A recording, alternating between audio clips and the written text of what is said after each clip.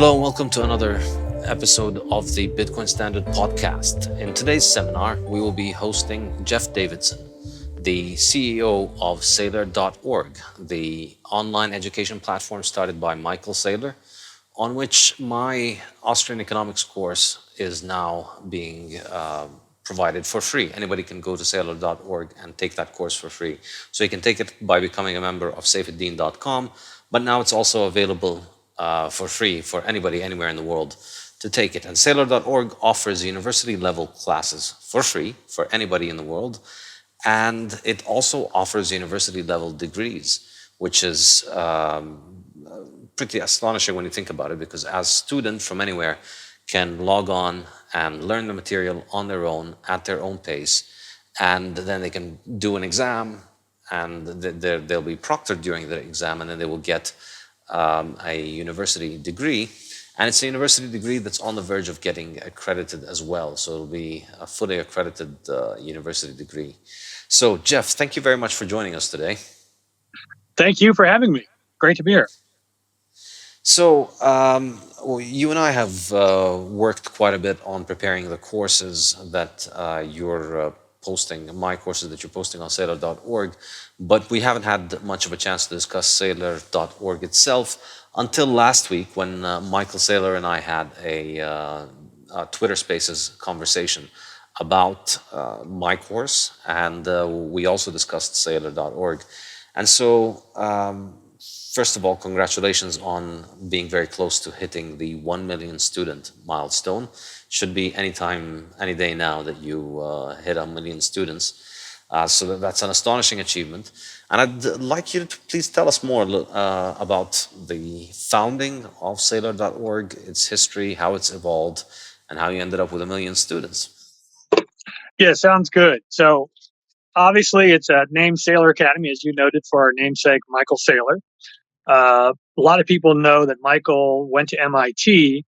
What many might not know is he went to MIT for free on an Army ROTC scholarship.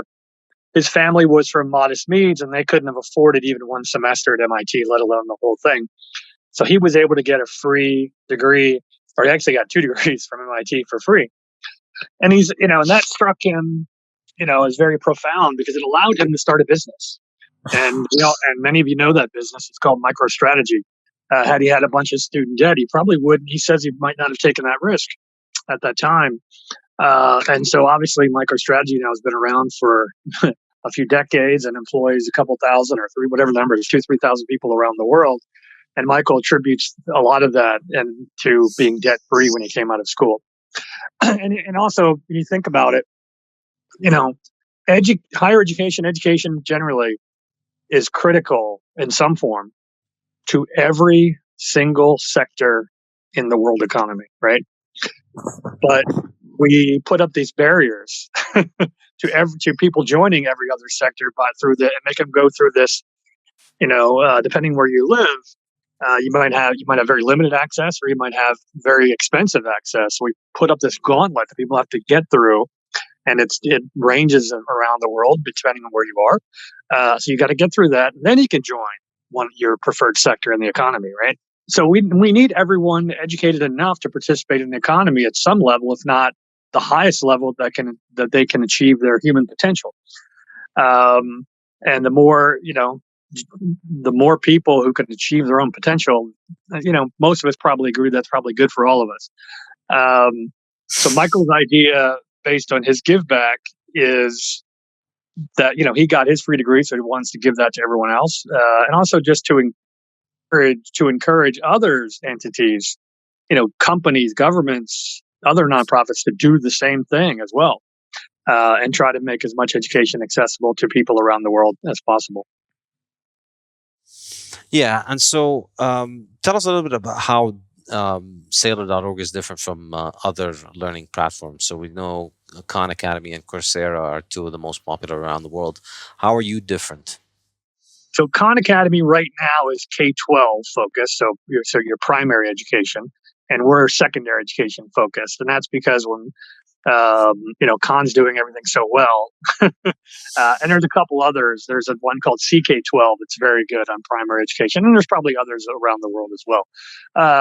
And who knows, maybe someday we'll get into that as well, or at least the bridge between primary and higher ed. And then Coursera is a very nice platform, a lot of free courses, a lot of niche courses too. It's often designed for people who already have a degree, but also their certificates are not free. You can learn, but I don't know if you get all the features, but you can learn basics, but you can't get a certificate for free from them. That costs money. Yeah, and so you offer a full university degree for free? Well, certificates, and right now we don't have the degree right now. So we are in the process of getting permission for the degree. For a business degree, we have all the elements there, all the courses you would need. And so in America, the word degree is highly regulated. So we can't use the word degree yet, but we're in that process. And there'll be two phases. One phase is getting a state to give us permission. So we're looking in the state of Florida. Michael's a resident there, and we have other rationale for that. And then two, once you get a state license, then in America we have the gold standard is called regional accreditation. And there are 8 regions, but they all are equal in the eyes of the world. So Stanford is under a different regional accreditor than MIT, but you can argue that those two of the better schools in the country. Even though they have different regional accreditors, but the regional accreditors are supposed to be all on the same playing field. So we'll hopefully get our state license this year, and then we have to have a graduating class. We're putting out an MBA first, just to kind of get things going. And then once we have a graduating class, that could be 10 people or it could be 10,000, but it could be 10 people enough. Then we could go to the accreditors and say, here's our project, here's our program, here's how good it is, et cetera. And hopefully then we get the full gold standard accreditation. Most universities in America seek that because they want to tap into financial aid. We, of course, are not looking to do that because we're not charging anything. And so it's an interesting conundrum for some of the regulators because they have a hard time understanding free because they're so used to the vast overcharging that's been happening for a long, inflation on college degrees is through the roof, as you know, I'm sure you know, at least in the U.S. and probably elsewhere as well. Yeah, absolutely. It's a theme that runs regularly in this seminar here. Obviously, the inflation. It's a topic that is very near to the heart of people who are interested in Bitcoin. And I think universities are a wonderful example of just how much prices have gone up for the most desirable goods. And I credit Saylor really for pinpointing this in this way when he said inflation is a vector. You can't think of inflation as being one number, the CPI, which is an average, because that only works if everybody has the same basket of goods. There's no average basket of goods because everybody consumes something different, and you can't average out qualitatively different things. And so if you look, if you try and look at the basket of goods and the constituents with a little bit more precision, you'll see things that are highly desirable, like a university degree. They are increasing at prices much faster than inflation. They go up much faster than CPI inflation, at least. And the reason is, that's where the inflation shows up. It shows up in the things that everybody wants. That's where it shows up much best. And universities have been absolutely amazing at how much their fees have gone up over the years. You did not work in a university before coming into Saylor.org. You were not in academia, right? I was not. I think that's helpful, right? Yeah, very much so. And so I actually, quick aside, I was at a major law firm in DC years ago, and this is 1999. I graduated Temple Law School in Philadelphia, worked for a federal judge for a couple of years, and then I came down to Washington D.C. And my first few weeks into the job, I go into HR, fill out some paperwork, and they say, "Oh, hey, around the corner, free bagel. Someone's trying to sell us a new coffee machine or something. So go get a free bagel." So I go over there, get my free bagel. In the corner, I see this gentleman, distinguished looking. And I say to myself, "Okay, he's obviously a partner, manager in this firm. He probably knows I'm new. I better say hello." Well, there's 1,000 of us. So he didn't know I was an attorney, let alone new. But I said hello.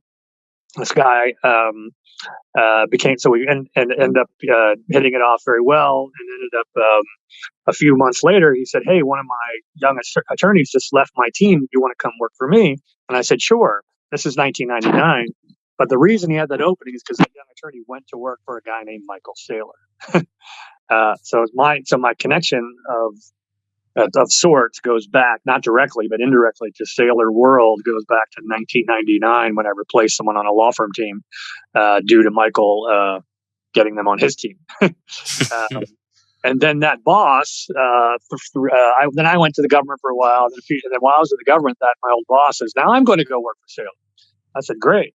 And then 10 years later, around 2010, roughly 10 years later, several years later, 2010, this old boss of mine says, "Hey, I've been working for Saylor. He's got this foundation. There's some money here, and we're looking to get it more well known." We started building courses, and so I think this first courses started being built around 2008 and went live in 2009. And mostly it was just like, let's just put up a bunch of courses and see what happens. And there was some methodology to it, which is one, how do we do this asynchronously? So we'll talk more about that in a minute. But then two, what should we put up? So at the time, they just sort of picked the 10 most popular majors in the U.S. So business and psychology and those types of things, and started building all the courses that you would normally see if you took that degree at a typical quote unquote U.S. university. And so we've had live courses since 2009. We didn't really start offering certificates until a little bit later. And then we didn't really get serious about kind of tracking and pushing people forward towards certificates, because a lot of our early models just build the courses. And also we were thinking maybe universities would adopt it. So we tried to create an openly licensed. That wasn't always successful. And sometimes it's hard to find openly licensed materials. We even licensed a bunch of textbooks. For example, we have a great linear algebra textbook that was used at BYU. Then we licensed that. It's now for free. Anyone in the world could use it. In fact, we're about to bring back our linear algebra course. So we've never pivoted away from free. It's been free the whole time, but but in the early days, we were unsure whether we were a B2B model or a B2C model. Then now we're predominantly B2C and of beta or beta student. And it's true that universities can use our stuff. We just don't actively market to them for that purpose. If they find that they want to use it, we guide them. It's all on GitHub. And all the courses, they can just take it. Not the exams though, but all the materials. But now we decided, a few years ago to really push for, let's just go directly to the students. The need is phenomenal, right? There are, UNESCO says there are 100 million people who by 2025 will be academically prepared for college, but there's no seat for them, or there's no cost. So there's no money for them, or sometimes both, because not every country has broadband everywhere, right? And so a lot of countries haven't gone online yet. So there's either no seat physically, like in Nigeria, there's a lot of people who take online courses in the U.S. because they're literally waiting for their spot in the local university. And then the same thing, and some of them don't also, of course, depending where in the world, you don't have the money either. So there's 100 million people who are academically prepared, but if you think about it, there's probably a lot more than that we could prepare, a lot more, right? And you think about the course, that you sent, you gave us, worked with us on it. It's now, but this morning, by the way, I just looked. It's just over 1,000 people in the course already. It's barely up 2 weeks. Nice. And so that's exciting, right? And you think about that too. In the U.S., that course if you went to a university and want to take that course at a U.S. university, it's easily $1,000, if not more. But let's just say 1,000 for the math. So 1,000 times 1,000 is $1 million.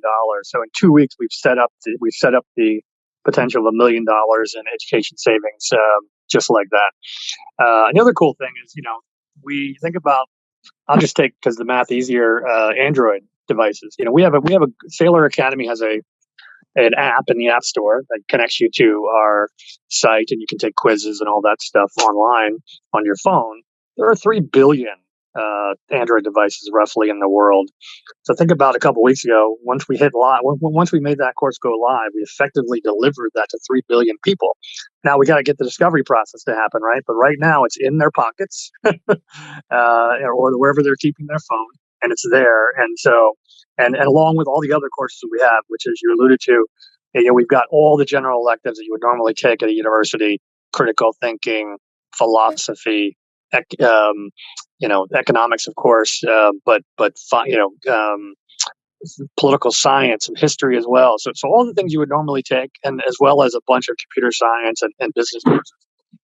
There's more we can do in other areas. Of course, we will do, but for now, we stuck there as the sort of the gen ed plus those sort of two disciplines as the major areas for now, and hopefully we'll be expanding down the line. But so effectively, right now there are 3 billion people at least. I'm pretty sure in the Apple Store too, but let's just focus on Android. There are 3 billion people walking around with this course in their pocket. They just don't know it yet. So that's the next trick is to get them to know it. Wow, that's pretty incredible when you think about it. It's it's an amazing difference between the efficiency of online education and the efficiency of university education, and I don't think it's purely about the online. I think online is a symptom of it. It's a symptom of how the university system has failed to take advantage of online in order to reduce costs and overhead for students. And I think that brings us into the incentives and the problems.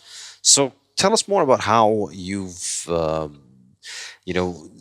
as an outsider who's come into education, what have you seen as the problems of modern education systems in modern universities?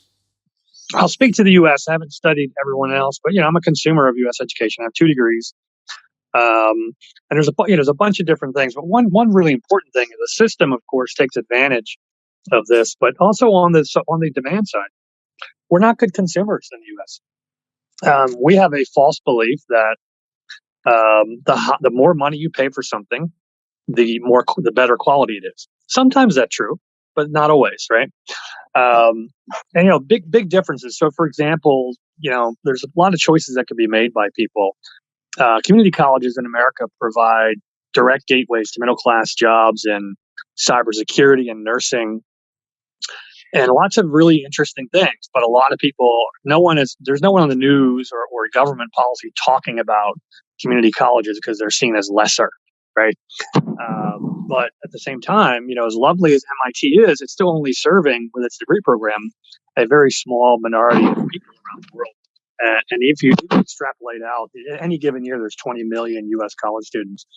That's still 20 million out of the world population that could be accessing these is it's a pretty low number. Even in the U.S., it's kind of a low number in some ways. And not everyone needs a full 4-year degree. We get that.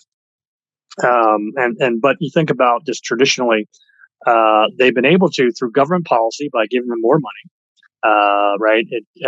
Upping the aid, upping everything, as well as bad choices where people, even in America, let's say, and we have 50 states, each state has a major flagship university. Most of those are pretty solid universities. Yet many people choose to go out of state and end up paying 4 times as much had they just gone to their state university. So just that alone can cut cost, right? But then you also have things like us, our programs like ours. We do have our courses recognized by many universities. And what's interesting is that every accreditor that I referenced earlier has approved our type of course to be recognized by the universities. They just all haven't done it yet. But remember, so we talked about 20 million students. Let's just cut that in half and say 10 million. Take out because you think about 20 million each in each year, but some of those are juniors and seniors. And what I'm talking about, our types of courses are usually lower division, so first and second year that we've got college credit recommended for. We've got the full the full panel, but we don't have college credit recommendations for all of them. But for the ones we do have, let's just say, if you take 10 million people of those decided if they were just to take 10 courses with us, so 1 year, right? That's 100 million courses. Well, the average course is over $1,500. Do your math: 100 million times $1,500, right? Isn't that 150 billion that they could collectively save? So if you cut that in half and say 5 million people took 10 of our courses for college credit. So in other words, if you had 25% of college students taking just 25% of their credits with a group like us, they could collectively save $75 billion. That's amazing. So interestingly, I've been to the Obama White House to present this. I've been to the Trump White House. Nobody's interested. We've been to governors. We sent letters to governors. We've met with governor staff. There's something called the American Council on Education that has been around for 40 plus years or more, and most of the universities are members of it, and they're the ones that review our courses for credit recommendations, and they tell all their members about the service. Yet there's really no coordination, and so really to save $75 billion, all it would take would be, a handful of political celebrities and other celebrities just to tell America this is available. And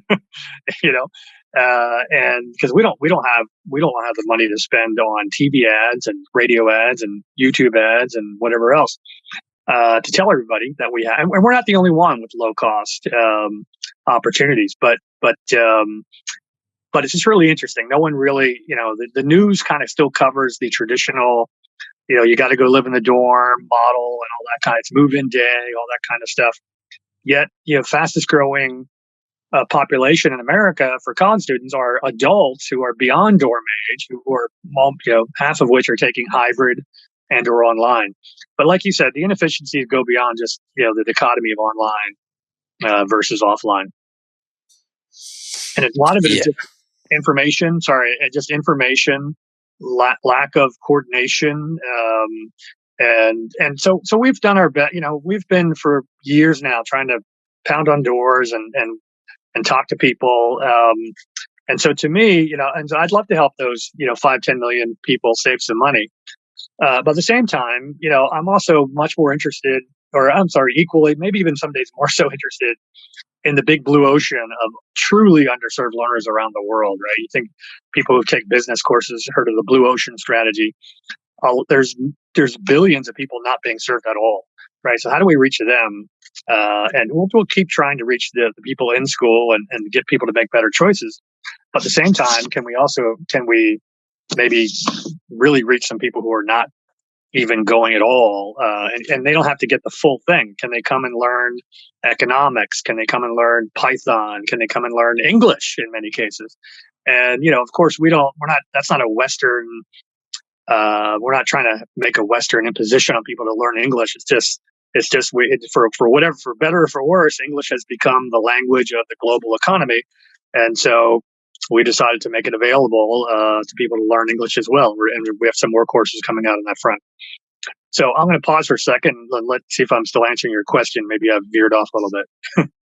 No, that absolutely is what we're getting at. I think it's amazing when I was planning on leaving my job at university. One of the things that I was thinking of is reading about universities and how they've evolved and how the costs keep rising, and how the university experience.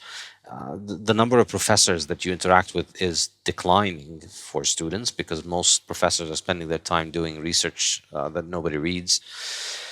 And yet the cost is spiraling, and you find that the increase has come primarily from an increase in the salaries of bureaucrats at the university. So people who are not students and people who are not teachers. And, this isn't administrative staff. These aren't janitors. The real money is going to all of these completely vacuous titles that really just don't belong at a university. Vice president for student engagement and vice president for this and that, and there's just an endless array of jobs where when you're a university professor, you start realizing just how corrupt this system is, and because the university is built around professors. The idea is that it is a place run by the professors, and in the ideal form is that the professors run it and hand it over to other professors, and then you just have a system that lasts through time because the people in charge are handing over to people that they themselves trained and that they trust.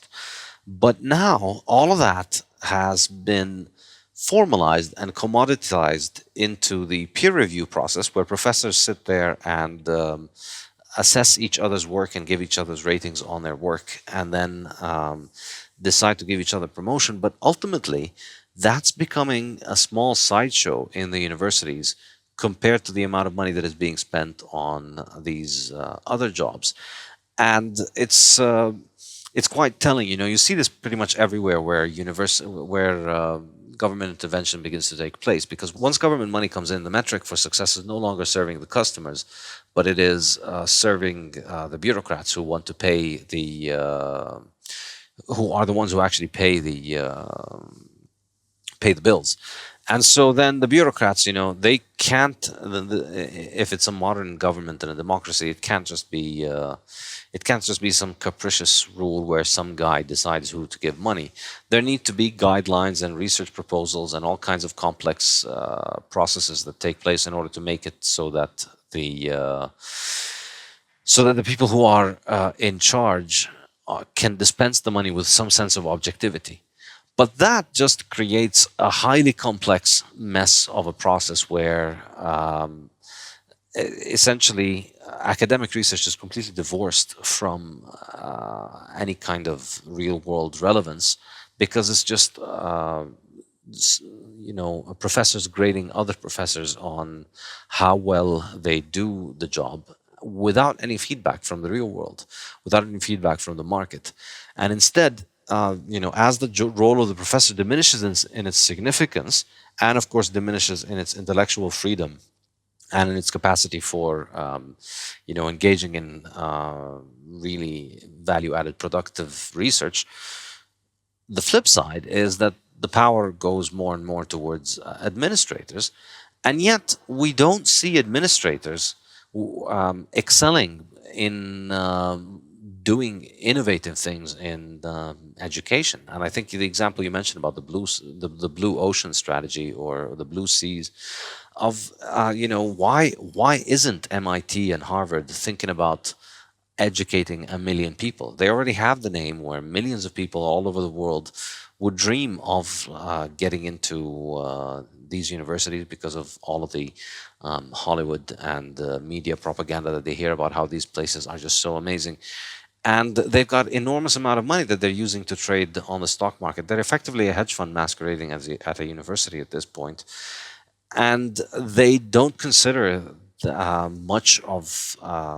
they don't pay much attention to the idea of educating more and more people. It's still, the notion of limiting the amount of students who are enrolled at a university in order to make it exclusive is truly archaic. When you think about it, this kind of made sense a couple of hundred years ago, when there was one library in each city or each town. And if you wanted to learn about a topic, you had to go to that library and you had to spend a lot of time near the library. And there was just, because of the space around the library being scarce, you had to have an institution around it where the people who knew how to read those books could guide the people who didn't. And so there was a scarcity that necessitated that Harvard could only take on this many students. But now that has been completely revolutionized by the internet. Thinking of it from the perspective of we are a university that wants to teach as many people as much as we can would lead you in the direction of, how do we utilize all this new technology to increase the efficiency with which we can perform education, so that we can educate more people, so that we can deliver more degrees, so that we can teach more people calculus and English literature and whatever. And that would be, I think, what a free market in universities would have achieved. And, I used to always say, where is the Steve Jobs of education? Why isn't there somebody like Steve Jobs in education, or somebody like Rockefeller working on making things cheaper and popularizing them? Why hasn't there been much of this from the university system? And why is the university system continuing to be so insular? They're still limiting the number of people that go to Harvard, even though now they're making them all learn on Zoom. Well, what difference does it make for you if you're sitting in a Zoom call with 50 kids or 500 kids or 5,000 kids? It's the same thing. It's the same Zoom call. And so there are so many opportunities for increasing the productivity of these educational institutions, and so many low-hanging fruits, but they just are not very interested in picking them. Wouldn't you say? Yeah, absolutely. Now they have done. I will give Harvard and MIT a little credit with their edX program, but they just sold that to a for-profit, so we don't know what's going to happen with that. But they haven't done it with degrees. Georgia Tech has reduced the cost of a master's degree pretty significantly, but it still assumes you have the ability to do all the work to get into the master's degree. So we're still very early days, and it's really interesting. You think about the music business, right? The music business had a monopoly on all the major talent in the world, right?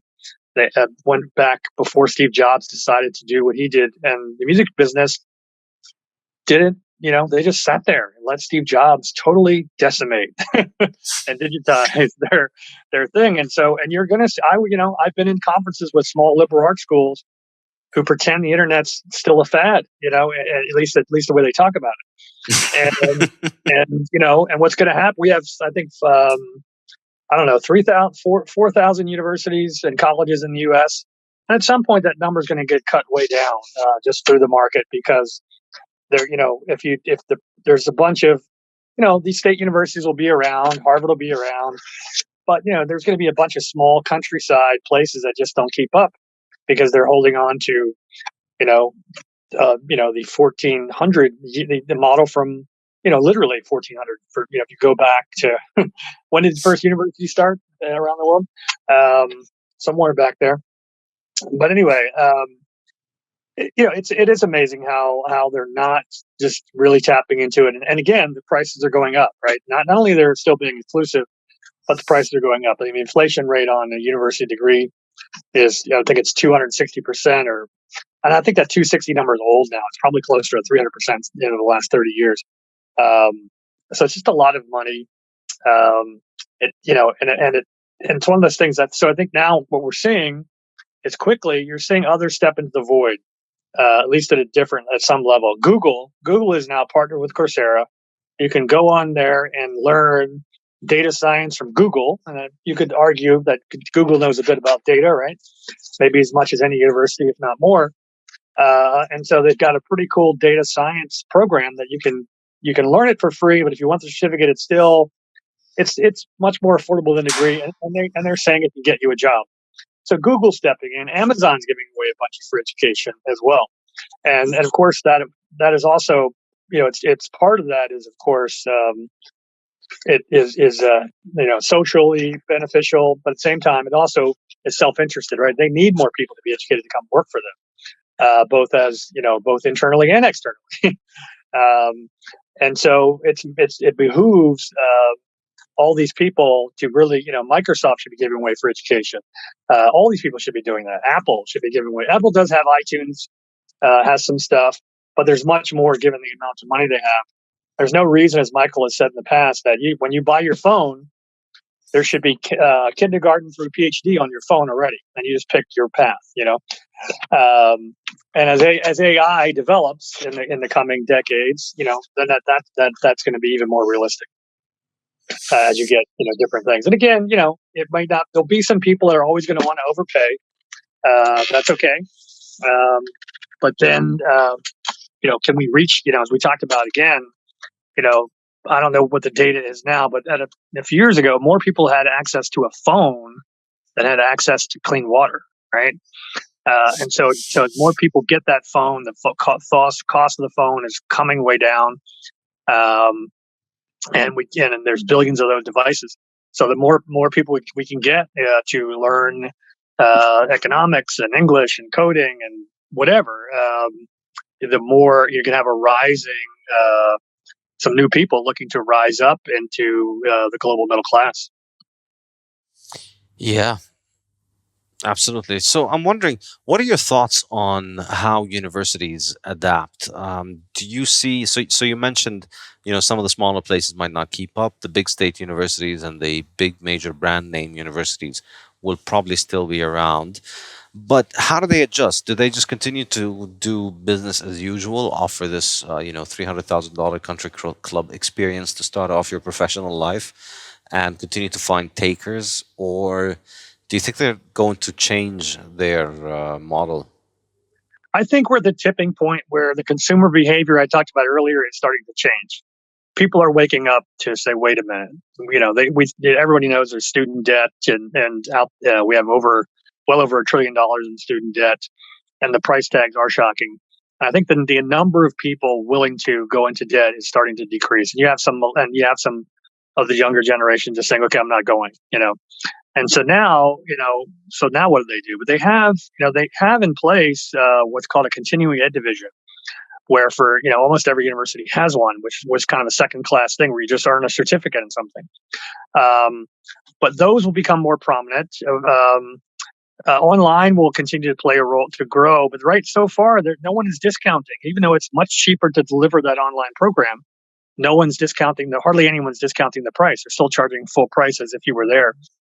So that's got to change for them to grow.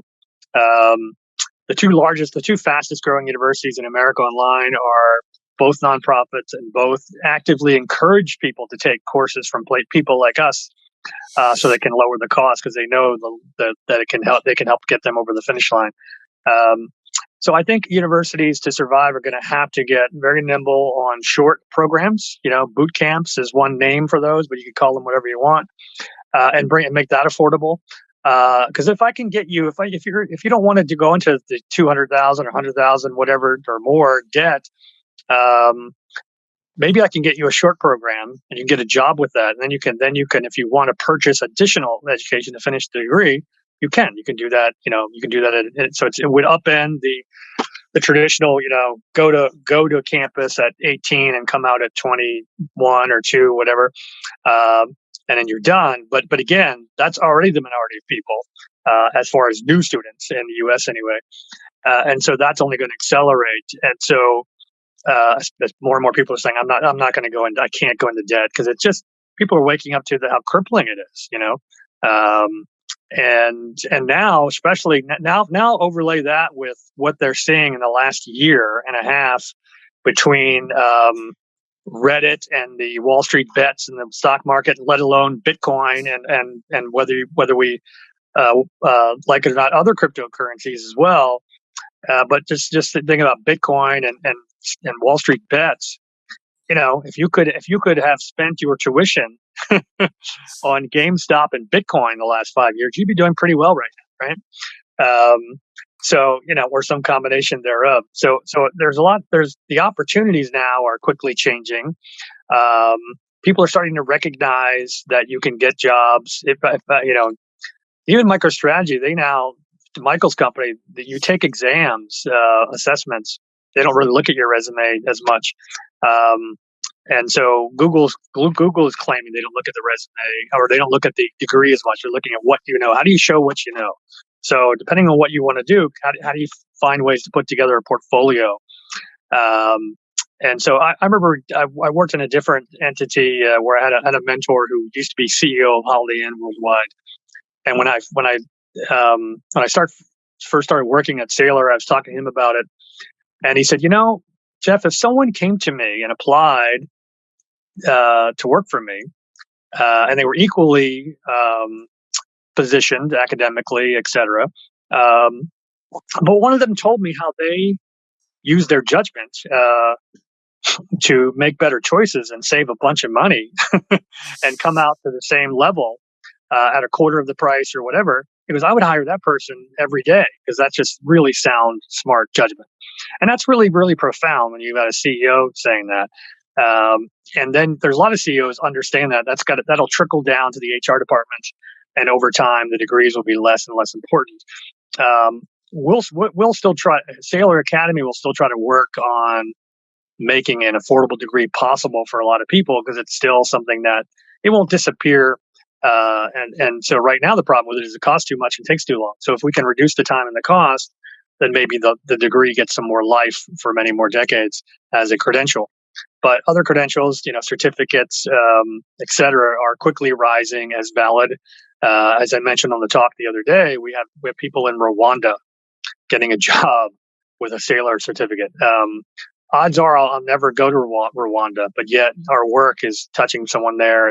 That's just really profound. That another profound implication of the digital economy, and digitization of education. Yeah, it's truly amazing. I think, I used to say who the next Steve Jobs of education is, and I think it's Michael Saylor, and you, of course, Jeff. Obviously, you're playing a major part in this, and it's truly amazing because. The costs involved, if you thought about it as a businessman, if you thought about it from an entrepreneurial perspective of how do I deliver the most value, there's just so much room for improvement. It's like you're walking into a Soviet ministry, and all you got to do is just have a little bit of discipline in there, and there's so much improvement. So I wanted to run some numbers to illustrate this point with you to get an idea about how much it costs to get a student through Saylor.org versus the traditional university model. So first of all, the most important number perhaps is that Saylor.org is about to hit 1 million students in the next few weeks. And probably, I don't think there's any university in the world that has graduated 1 million students, probably in its lifetime. There might be some, but I don't think there are many. Do you know about that? Do you think there are universities that have given 1 million degrees? That's interesting. I don't know. It's a small number each year, even if you've been around for 1,000 years. Yeah, I don't know. That's a great question. And let's do. And I don't want to overstate our impact. Not everyone's taking 50 courses with us. Some are taking a handful. Yeah. When you that number, by the way, we're at 987, 651 as of 10 minutes ago. Um, and so, but it's there, and so you have this opportunity for people to take what they need. And that's the other thing, right? Is in the past we made you buy you had to buy 2 years or 4 years, right? Now we're saying you can buy one course, you can buy, or you can actually, for us, get it for free. Or you could take 10, you could take 30, 40, whatever you need, and cobble together your own pathway. There was a gentleman, and also completion rates are kind of interesting as well. And one story I like to point out, there's a gentleman in India. He wanted to take something called the GATE exam, which was the E stands for GATE as an acronym. The E stands for engineering. I forget the rest. But he wanted to take this engineering acceptance exam to get himself into schooling in India. This is several years ago. And he figured out that on our site, if he took pieces of different courses, that he could prepare himself for that exam. We didn't have the word GATE exam anywhere near our website. We didn't know it existed. But he found his own way. Now, so he actually didn't complete a single full course with us, yet he got everything he needed by doing bits and pieces of different courses to prepare himself. So that's a win too, right? Even if we don't count them and come out with a credential at the end that we recognize. So we open ourselves up to people just coming and reading and learning, which is lovely. And of course, we do want to credential as many people as we can because we know it helps. And you think about, so cost wise, I think right now this year we'll spend about $2 million. But some of that is on, it's not, very little on marketing. I got a couple marketing assistants, but most of that is spent on, updating the courses. The vast majority of our spend is there. When you look at, human resources, and both internal and external through contractor professors, et cetera. So we don't have a lot of the, you can effectively eliminate a lot of costs, right, by being online. It makes total sense.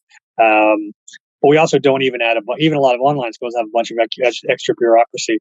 So even when we move to university status someday, we're going to do it carefully and add in, we have to have a few roles that sound like a traditional university. Like right now, I'm filling a role for the director of academic affairs, and so every university has a VP of academic affairs. So we'll put some things in place like that that will help us do better, but also and help us as we try to get the traditional system to recognize us. And we're not really, we don't live or die on traditional acceptance or recognition. But at the same time, it will be helpful to the students as we, because this transition that we've been talking about in this discussion is happening in real time, right? So not everyone is looking at, not every employer understands the certificates yet, and all that stuff, but it's coming. And so to help bridge the gap, we are looking for the recognition from the traditional system. But yeah, it costs us, let's say we stay at $2 million a year for a while. That's way less. Operating costs is way less than a lot of universities. And of course, now with our site is hosted on Amazon servers, and so if our students double tomorrow, and let's say we wake up tomorrow and it's 2 million, our cost at Amazon does not double, right? It would have to, the student cost and the to get the server cost to go up, we'd have to have, I don't know, 10x or something like that student serve, and even then it doesn't go. It's very incremental. So once you've got it up, once you have your model down, the cost of adding more and scaling out it's really next to nothing. And so our hope is that, it's kind of weird. Like right now, we've got 1.4 million followers on Facebook, but Facebook wants to charge me money to send them to send them a message that I have a new course, right? So I'm not paying Facebook for that right now. I'm just saying I'm putting up the free, and now we're doing our best to surface and encourage the word of mouth from students. Of course, you've got tools like Twitter and podcasts like this and other platforms, but the biggest thing, and now we live in the social economy, so we're seeing more and more students at different levels. Really, some people thank you for learning my first English, or people who have advanced degrees saying, "Oh wow, I never took this course, and now I'm a mid-level manager, and I took this. Now I feel like I've learned something new that's going to help me in my career." And those two extremes and everybody in between. And so we can scale to meet a lot of people's needs. And I don't know if we'll be the silver bullet for everybody, but I think we have at least something for everybody. Just Bitcoin in your course alone, everybody should take, right? And then the other courses, someone might take one or two, or they might take another 50, whatever. We don't care. That's the beauty of our model as well, right? We're not trying to sell you a big package that you may or may not need. Yeah, that's incredibly refreshing. Incidentally, I wanted to mention when you were talking about the exorbitant opportunity cost of university. I think in university textbooks on economics, they barely discuss the concept of opportunity cost, and I think it's because if you really force students to think about opportunity cost critically, the first thing they'll do is quit university and go take their money and do something else with it. And one of the one of my favorite genres of Twitter, of my Twitter account, is whenever I see a university professor calling Bitcoin a scam. I should start doing this more often. Incidentally, I go through their university. I look at their university's website and figure out how much the tuition is, and then I calculate how much you would have had if you went to their university 5 years ago, how much money you would have spent on tuition, and then if you hadn't gone to that university and instead put that money in Bitcoin, how much money you'd have today. And so I ran the numbers on Krugman, and I dug up the tweet right now. I ran the numbers on Krugman. This was at the beginning of the year. So I did academic years that start 26, 2017, 2018, 2019. So you'd have graduated in 2020. So you'd have graduated a year ago from now. And that's very recent. So we're not even talking about, buying early Bitcoin. This is 2016. If you had spent that money on tuition, you would have spent about $200,000 on tuition to graduate a year ago. But you would have 107 Bitcoin right now, and that's worth $5 million. Right. Holy cow. Yeah. Which is way more. Which is way more than the average American who goes into that debt will have for retirement. Pretty much, yeah. And I think $5 million. I think the average Yale graduate, and this is Yale we're talking about here. I'm guessing they need at least a decade to earn that, if they're lucky. And that.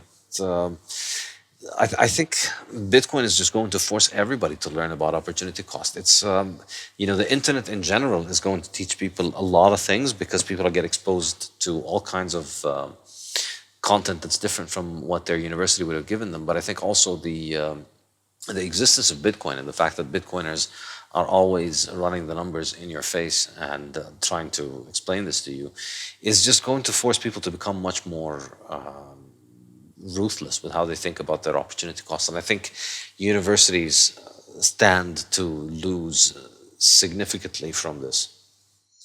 It's interesting on that point. As you know, we have the Stefan Livera course, Bitcoin for Everybody, on our site, and we're very close. So I've convinced and it's really a soft sell, but I've now convinced a few dozen universities to now offer their students our courses for free, like actively encourage. And now we're seeing in India in particular, some other places are actively encouraging their students to take our courses. And we see the students like, "Oh my gosh, I've learned so much." It's really a self-indictment, right? But in some ways, but at the same time, we don't like to view it that way because I want these people to partner with me to get more people. And even those students aren't truly underserved, but they're good models. When they share the certificates, the other populace in the country sees it, and hopefully that helps get the word out. But I bring that up because I can't name the name, but we're about to sign with a university, and they get to say, and they also ask us to create a landing page. So when their students come to us, they see their logo and what the courses they recommend. As you know, India has either has or has been flirting with banning Bitcoin, right? Or at least various aspects of it. And so it was very interesting to see this university we're about to sign with. The top course that they're putting on the recommendation is the Bitcoin for Everybody course. So it's really kind of interesting to see India University, Wow. pick that as one of the main. So hopefully that'll be live. That agreement will be live in a few weeks, and we'll make that point. But it's very, very interesting, right?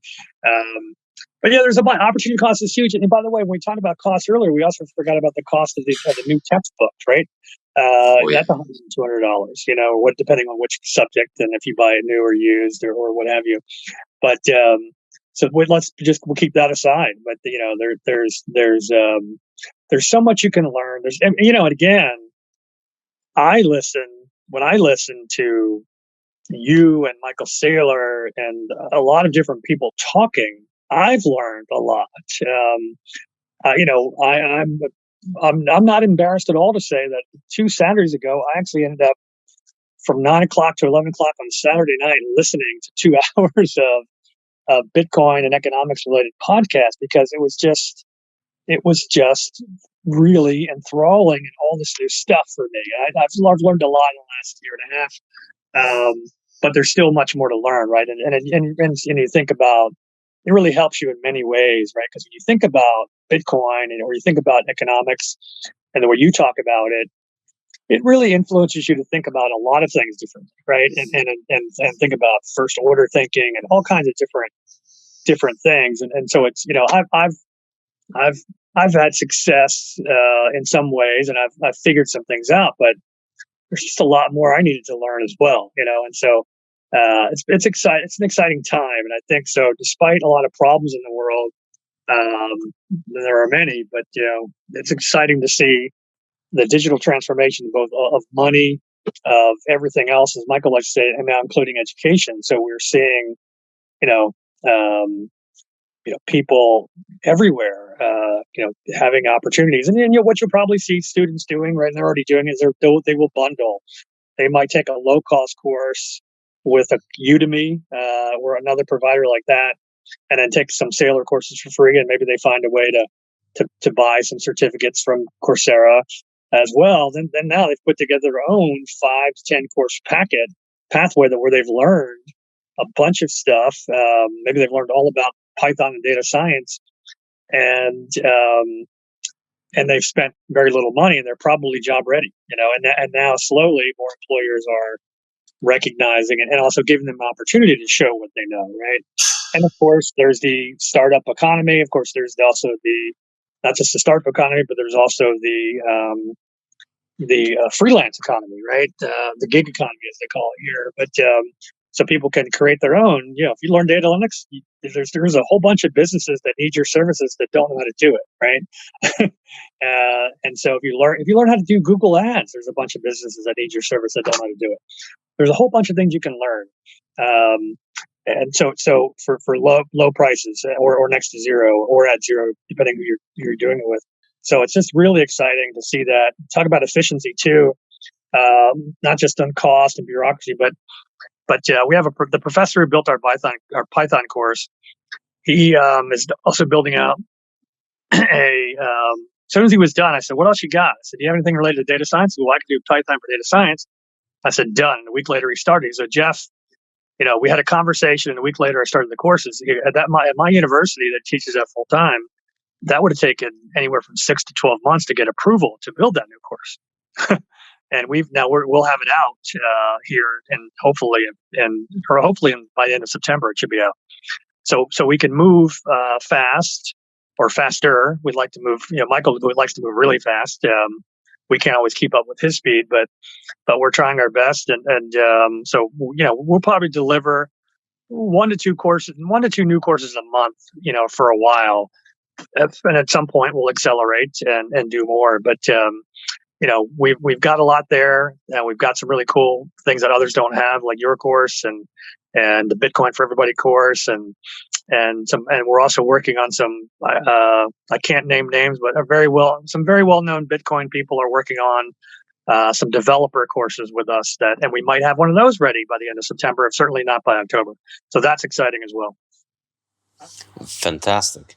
Yeah, I think the point you mentioned on education for employers is an enormous efficiency. Google knows exactly what they want from the data scientists, and the university is just an enormously wasteful middleman. They're going to teach them a bunch of math and a bunch of computer science and a bunch of statistics.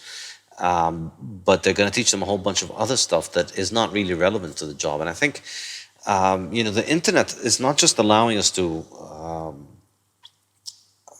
communicate quicker and send each other the videos of the lecture quicker. It's also allowing people to demonstrate their competence directly without needing accreditation. I think this is a very important thing. Like, you don't need to look at people's 200 years ago you needed some kind of way of knowing that this complete stranger that you can't Google, showing up at your office and asking for a job, that they have some kind of something that says they have some discipline, they have some mental capabilities, they won't steal you. And going to university for 4 years and hanging around with a bunch of professors and books and surviving and getting a degree that says that you did it is a pretty good communicator of value. But today, that's not really the case anymore, because whatever the job is, they can test you online, they can offer you a trial, they can get you to do a part of a job and see how you work, and that just obsoletes all of the credentialist nonsense. So thinking back on the numbers, you were saying about $2 million running cost per year. And I think during the Michael Saylor conversation on Spaces, you mentioned that it was something like 5,000 students a week are signing up. Correct. Yeah, so that's about 250,000 students every year signing up for $2 million. So it's about $10 a student, right? Yeah. Right? Yeah. Yeah, and so even if we said, let's say, 2% of these students are getting a university degree or a university degree equivalent, sticking around and taking a lot of courses, that's still $100. If we said it's 1% of those students, that'll be $1,000. So no, wait, 50% would be. Wait, I messed up the numbers. I said it's $10 per student, right? If we had $250,000, let's say it's $10 per student. But then, if we only had 10% or 1% of these, then it'd be 100-fold. So it'll be $1,000 a student. So it's $1,000 per degree for a university degree, which is something like $50,000 or at least $10,000. There are very few universities in the world now where you can get a degree for less than $10,000 per year, and whereas here we're talking about $1,000 over the whole 4 years. So the improvement. Sorry, go ahead. And that's our cost, not the students, right? Yeah, absolutely. So the improvement is, I think, 50x in terms of cost, to be extremely conservative, 100x, more likely several multiples of that, several hundred times the multiple of the cost that you can deliver it with, and it's astounding. It's astounding that you can pull it off. But what that means is that it's much more astounding how others are not interested in this. You'd think they'd be all over this. You would, but again, they've had that luxury of being spoiled, just like the music executives were spoiled forever. Oh no, people are going to love their LPs. They're going to buy CDs forever. They're going to buy this. They're going to buy that, and then they didn't, right? Yes. And so at some point, there's that Bitcoin phrase, gradually and was it gradually and suddenly? Is that the phrase? Yes. I think you're seeing that here as well. And so at some point, I think you're already starting to see some people, more people publicly saying, I'm not taking that debt on. No way. And then they're figuring out different things. And so that'll accelerate, because one thing we know it's true. Overall, anyway, the prices are not going to go down. That's just not going to happen. You might have some things here and there, but overall, that cost of that 4-year traditional degree is going to continue to go up. And so it does. How do we find ways to get around that? How do we find other opportunities? And again, we love the 5,000 new students a week, but we also hope at some point, the right people retweet us and the right people tell their citizens about us. If I'm a governor, I'd take credit for this, right? In Maryland. So I grew up near a little town in Maryland, about a half hour north of Baltimore. Baltimore is, a troubled town in many ways. There's a lot of great people there, though, and right nearby is a great university called the University of Maryland Global Campus.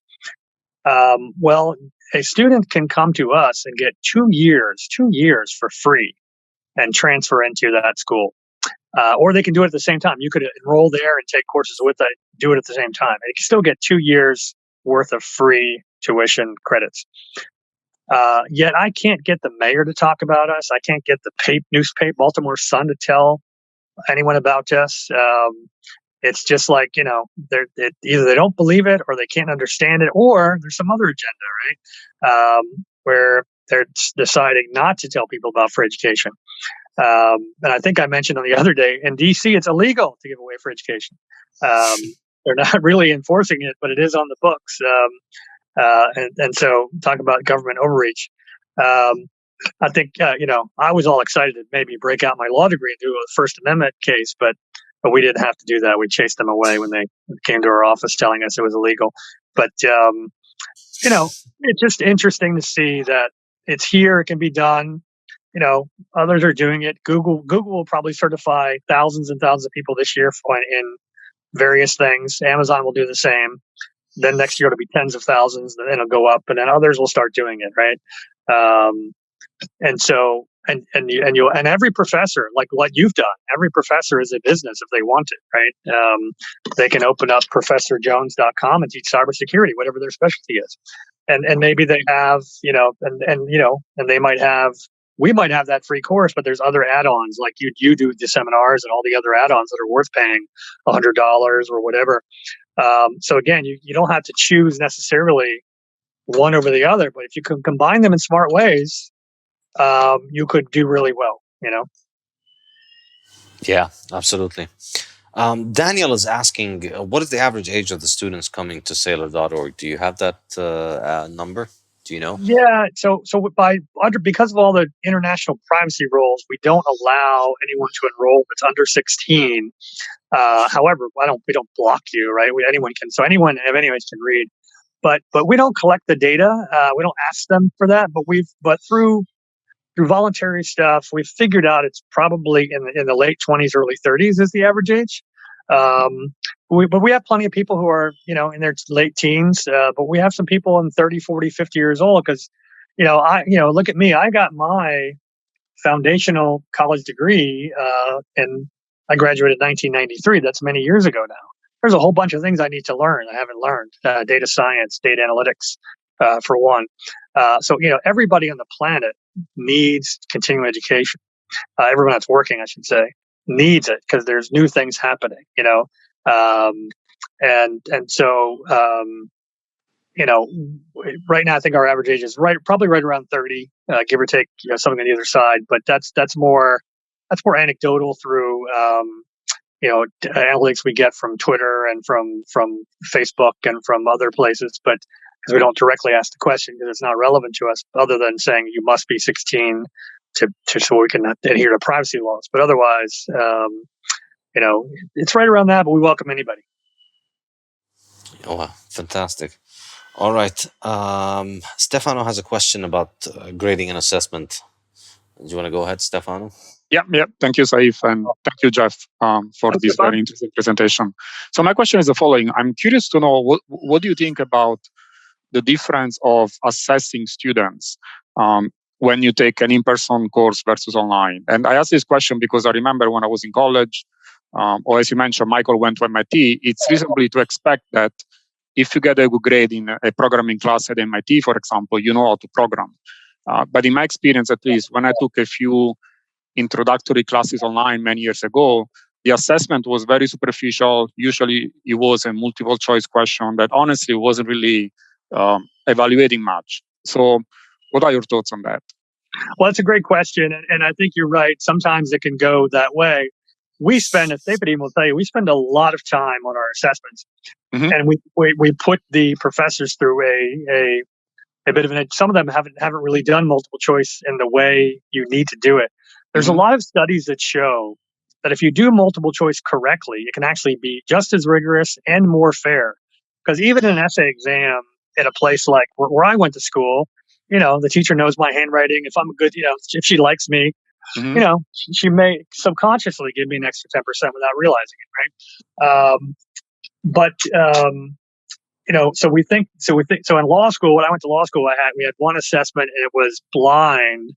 However, even in an essay, you can write certain things, and you may have said something in class that professor remembers, and you write that in your exam, and that might trigger the thought, oh yeah, this is Jeff. I'm going to give him the A. He's good. I like. But there's data that shows and studies that show if you do it right, a multiple choice assessment can be equally as effective. A lot of medical schools are moving to it exclusively to take out bias and keep the rigor.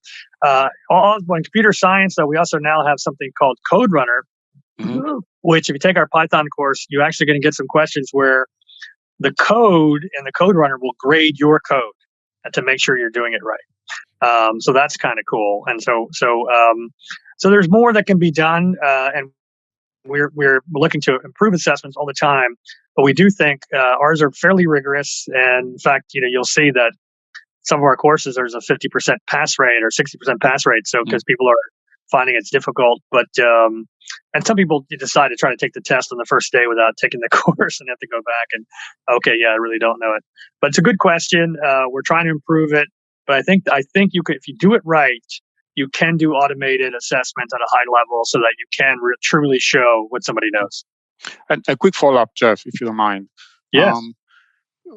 I mean, what I'm realizing, and I think it's becoming probably more and more obvious, that a very important skill is communication.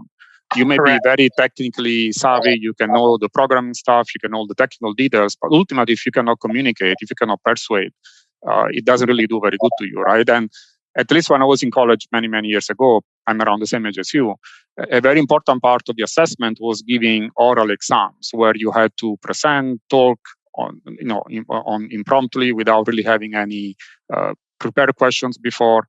And I noticed that a lot of the people that come out of college today, because they are using a multiple choice format, they really don't know how to communicate, how to articulate their ideas, right? It's both how to organize your ideas, but also how to express and how to communicate, whether it's orally or in a PowerPoint presentation or even an email. So what are your thoughts about that? Are you planning to offer some classes to be able to address this need? And just curious to know what you think. I think you're right. Communication is one of those skills that no matter which, it's a foundational skill that no matter what sector you go into, you have to have it, right? And so we do have multiple communication courses. We have a course on presentations. The challenge for us, we don't have the ability to get a person to watch your speech right now, but AI is coming. AI will watch it soon. But what we can do though is teach you the fundamentals of public speaking, and say, hey, look, put a YouTube video up and have your peers tell you if you're doing well or not. Or you can be confident about it, and then you can attach that video. You can attach a sales present. Let's say you're going to be a salesman. You attach that sales presentation to your digital resume, and so you can actually show. And here's my link. Here's me doing a pitch on why you should buy an Apple iPhone or whatever, and someone can see you in action, right? So we agree that communication is critical. We have multiple courses on that front: professional writing, technical writing, multiple human communication, group communication, intercultural communication is coming out. So we have a bunch of things like that we think are important. So you're dead on, and then we're doing our best to try to figure out how to assess it better, or at least find different ways for people to show what they know, right? So can they demonstrate it through a presentation they created, whether that's a slideshow or whether that's an old-fashioned speech or some combination thereof. Okay. Thank you, Jeff. Really appreciate that. This is very interesting and fascinating. Thank you. Yeah, thank you for the question. Yeah, I think Stefano's question leads to something else that I wanted to ask you, which is, would you agree that there seems to be some advantage for some credits and some kind of courses that are not very easy to teach online? And I think perhaps in a sane world in which universities were competitive, a lot will be done online, but I think there might be a few classes where you turn up and you have the physical stuff, the physical interaction which is necessary. So one of these is learning to talk and communicate and present and speaking to an audience. I think a classroom is useful for that. I think another one is obviously medicine. It's still going to be useful to cut up human beings. And then most sciences that involve laboratory work, that's probably useful. That's going to need to stay. But what else do you think? And do you think these can be turned online as well, or do you think there are many others? What are your thoughts on that? Well, let's go back to last Friday when you and I were on Spaces with Michael. All right. Yes. On less than 1 day's notice, 3,900 people showed up, including a bunch of verified Twitter accounts, and one of those, of course, was Jack Dorsey. And what if we turned that into a speech class and we gave everyone 5 minutes, and we come up on stage, right? You took the speech course on our site. Now come up on stage and make your speech, and you might get feedback from someone like Jack Dorsey or whoever's listening in. That'd be interesting to see what we could do on that front for public speaking, right? Because that's a forum where you need to have it. You've got YouTube, all that kind of stuff. I agree with you that getting up in front of actual people still is important skill. So it may not be a monopoly. It may not be, it may be one of those things that you try to do. You want to do that as well, but there might be other ways to do it. I want gum surgery. You want to practice that on a person, right? Now I would say the old-fashioned Bio 101 frog lab where we all dissected the frog. I mean, there's a lot of lessons in that go beyond identifying the parts, of course, but at the same time now you've got really lovely online presentations for that, and so a lot of the basic first year bio and chemistry things can be done online, and AI is just getting started, right? So soon and also different ways to manipulate 3D presentations of different things. So there's going to be a lot of things you could see coming along. And of course, there'll be things that are hybrid, but also think about economies of scale and efficiency. If the best algebra, for example, in Mississippi, I talked to someone down there, they don't have enough physics teachers. Well, why not get the best physics person in your state, or maybe the best physics person in the country to do live lectures, and then you have the other teachers can be helping out in person on the side. So you could beam that.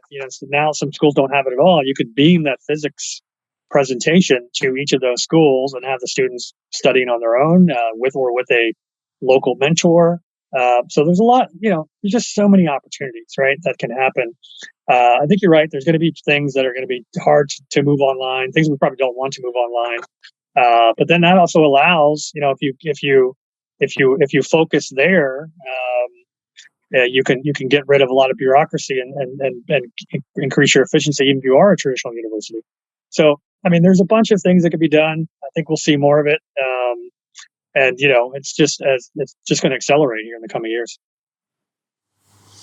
Fantastic. Yeah, well, that's very good to hear. Nathan has got a question. Nathan, want to go ahead? Hi, Nathan. Yeah, Jeff, I wondered if you could comment on your editing process for developing your course offerings. What I'm driving at is, I know you just had Saifedean's offering Austrian economics. I can't tell you how many Keynesian economics classes I've taken.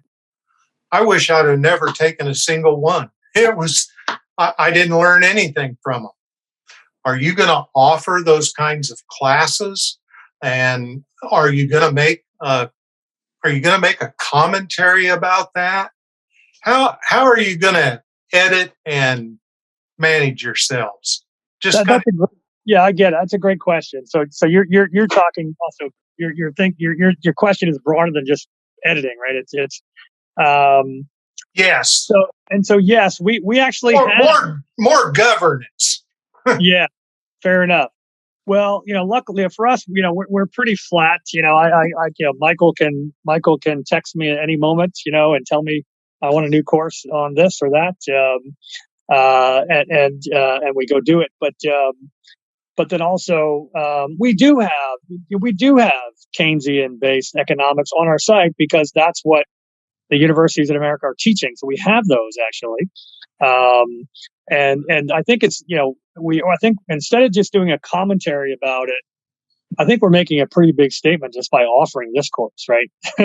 Saifedean's economics course right next to them, right? So when you go on our site, you'll see microeconomics and macroeconomics, and right next to it, you'll see Saifedean's Austrian economics. Saifedean, I understand, we were talking a little bit about it on the podcast the other day. The Austrian is a bit of a misnomer because it's really classical economics, et cetera. And listening to you talk, I wonder if we shouldn't call your course human economics. What do you think of that? We called it human economics versus Austrian or something like that to also differentiate it a bit. I'm just kind of riffing a little bit on that, but because it's really interesting because there was some internal discussion. We had a person who was like, "Wait a minute, this is not an economics course. There's no math in it,"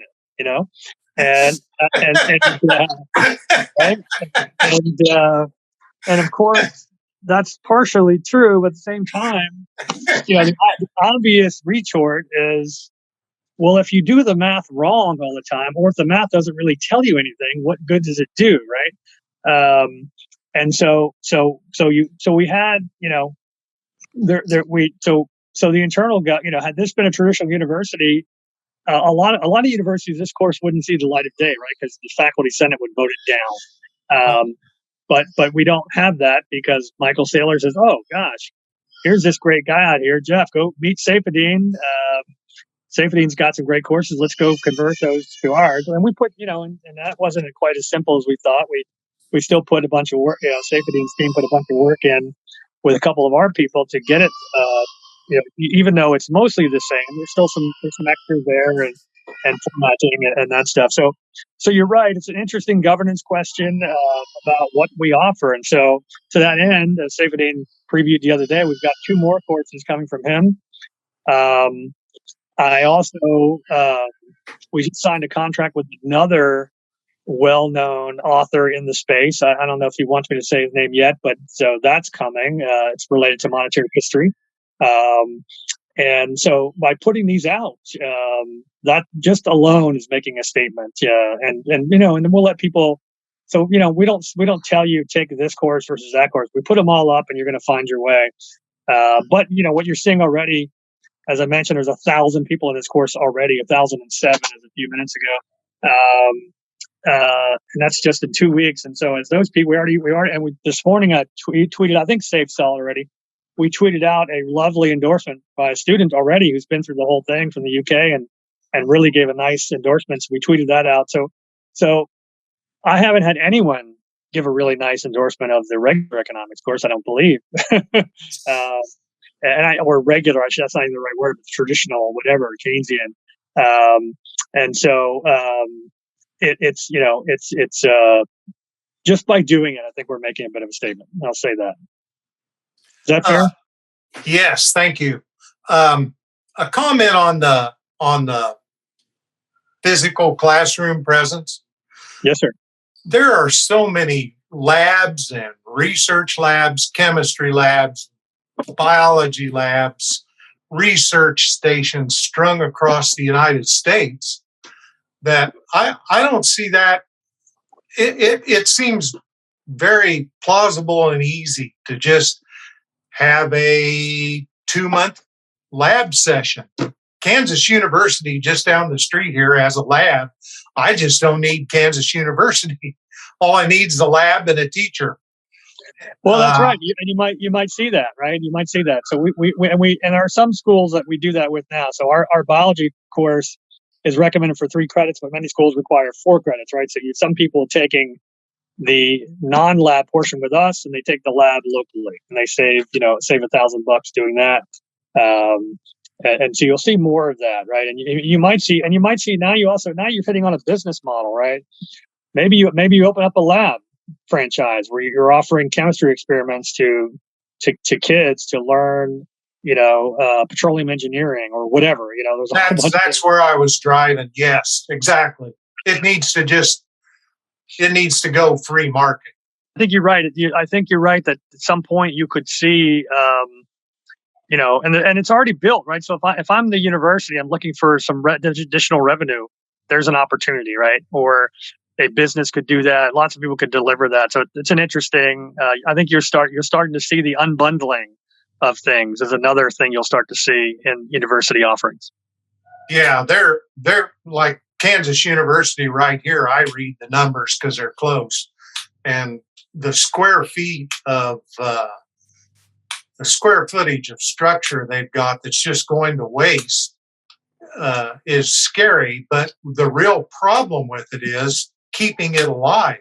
You got to sweep it and air condition it, heat it, and shovel the snow. It's tearing them up.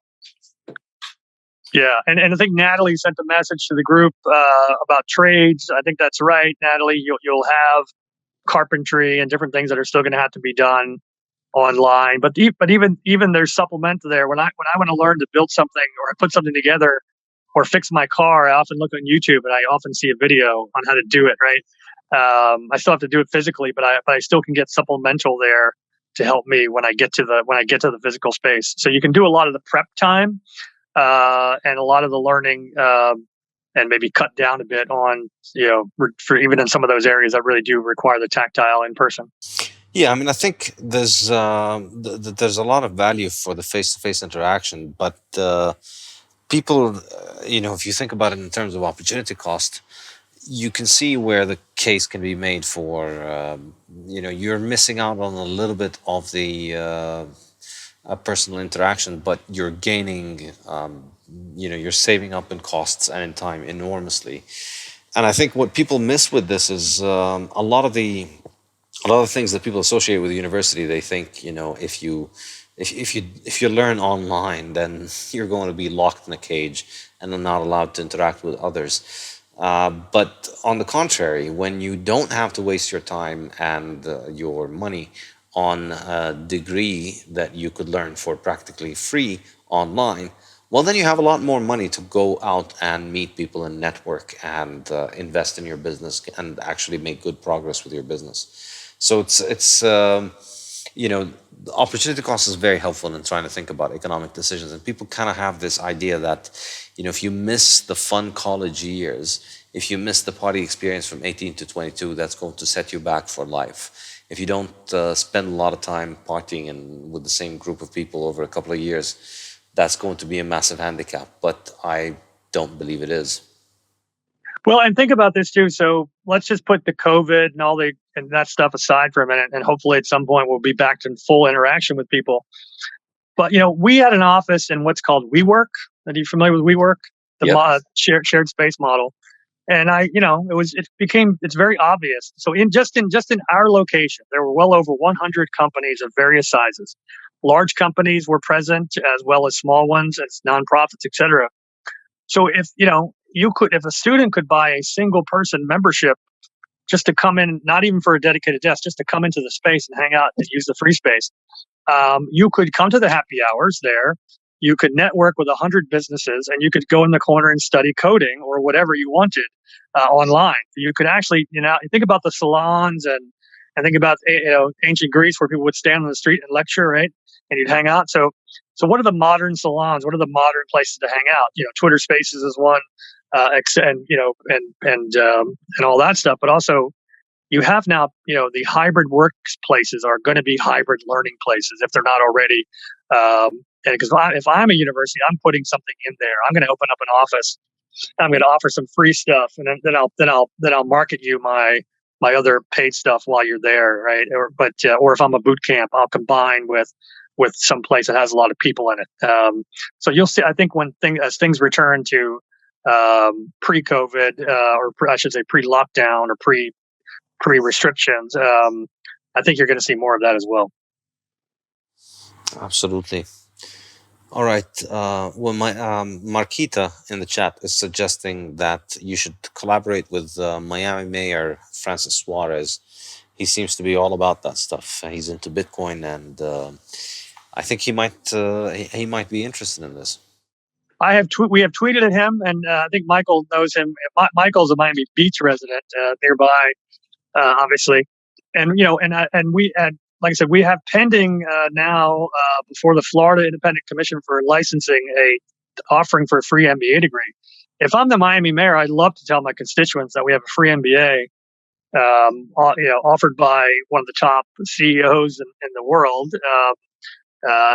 Michael probably doesn't like me saying that, but he's a pretty sharp guy, and also too, just to talk about let me talk about the MBA program. I can't recruit for it yet because I don't have the license, but I can tell you what it's going to be like. That's not recruiting, right? We've had 30 PhDs work on this already. We've had a handful of MBA holders as well, all of whom have taught extensively and all of whom have business experience as well. So it'll be very ethics oriented. It'll be very data oriented and very sustainability oriented. And so that's kind of interesting as well, and it'll be free. And then if we get that approval, then we have the ability to start. Okay, what do we build next? And now that we know how to do it, let's go build a statistics masters, and let's go build maybe I'm even thinking about. Michael often talks about you need a billion, another billion PhDs to solve the world problems. But you can't. There's no way to. We don't have the time and money to do it the old-fashioned way. So I have a professional degree. I have a Juris Doctorate. So I have a doctorate in jurisprudence, but it's not a research-based degree. So that's why it's called a professional degree, right? So what if we created professional degrees in data science and in analytics and statistics and what have you, so that we could offer a professional doctorate of that subject, and we could automate probably 90% of that. And the other, or 99% of that, and the other 1%, we could reduce the cost by 99%. So there's a lot of things we can do once we get and we'll probably do it anyway, with or without the state and creditor blessing. But we want to try to get the blessing as first, so we can help people understand the transition. Once we do that, once we get that to go, the sky's the limit. And so, in fact, we're offering, if you're not ready on day one, we've got all the, for the MBA, we've got all the free courses and undergrad to lead you there. So we think that's an interesting model and one that we think we can replicate in other areas once we get the licensing. Fantastic. Yeah, that's all very encouraging stuff. All right. Anybody else have any questions they would like to ask Jeff? This is pretty much all I had. Anything else you'd like to add, Jeff? Well, just thank you. And again, we're excited to offer, a different viewpoint than a lot of people have offering. I think the way you break down the economics into human action, and I know you're building on, you're standing on the shoulders of others who've done that, but at the same time, I think the way you present it is very interesting. And it's just another, to be able to offer that in addition to the Bitcoin for Everybody course and the Python course, in addition to the whatever course. I think, critical thinking, I made sure we had on the site. We didn't have it for a while. We had some people saying, you couldn't do it. You can't do critical thinking online. Well, not only did we do it, but now it's recommended for college credit by that body I mentioned earlier, the American Council on Education. So we found a way to do it and to do it well enough where a lot of people think it's worth college credit. So, we appreciate all the support from the Bitcoin community in particular, but because it's, we see people retweeting our stuff and sending our links to politicians and policymakers and all that stuff. And so we want, and again, we don't necessarily need the endorsement of all the politicians or any of the politicians, but at the same time, some of them have a constituency and it would behoove them. If you believe in fiscal responsibility, you should tell your constituents because it's low cost. If you believe in access, well, we've got that too. We've got the access equity covered because I don't care where you're from. We don't care what you look like. You come on and you learn. And if you do it well, we give you a certificate and hopefully a degree soon. And so, stay tuned. We've been around for a decade, but I think that a lot of that was finding our way. I think we found our way. I think we're just starting to hit, I think we're pre-stride. We're about to hit our stride, and I think that and Safe. We're so excited you're along for with us on at least at some level there, and more to come with a couple more courses. So thank you for that. Thank you for jumping in and for this experiment with us, and we're just excited to see where it goes. Right. Absolutely, thank you. And yeah, I wanted to mention this during the discussion. I also have the feeling that you guys are on the cusp of hitting your stride. I think getting to the 1 million landmark is just going to get a lot of people to pay attention. And also, I think all of the Bitcoin related stuff and Michael's increased profile around Bitcoin and Bitcoin's growingly increasing profile is just going to continue to suck people in. We like to liken Bitcoin to a black hole because it's just sitting there and everybody gets drawn into it. And once they're drawn into that hole, they just go there and they don't come out. And over time, that black hole just continues to engulf more things and grow. And so I think Saylor.org is similar. It's kind of tied to Bitcoin thanks to Michael being so invested in both. And I think it speaks volumes about the fact that he finds those two things to be so interesting and so passionate for him, because I think I agree with him on the fact that they truly are world-changing. And I think hopefully, I think it'll pick up very quickly over the next couple of years. I hope so. Well, this is great. Thanks to everybody for asking questions. And Natalie, I saw your message as well. Thank you for that. And I love to come back another time, maybe when we have something else new to offer. And of course, Safe, we look to host you again on Spaces in the not too distant future. Absolutely. Thank you very much. Take care, Jeff. Thank you, guys. Bye-bye. Bye.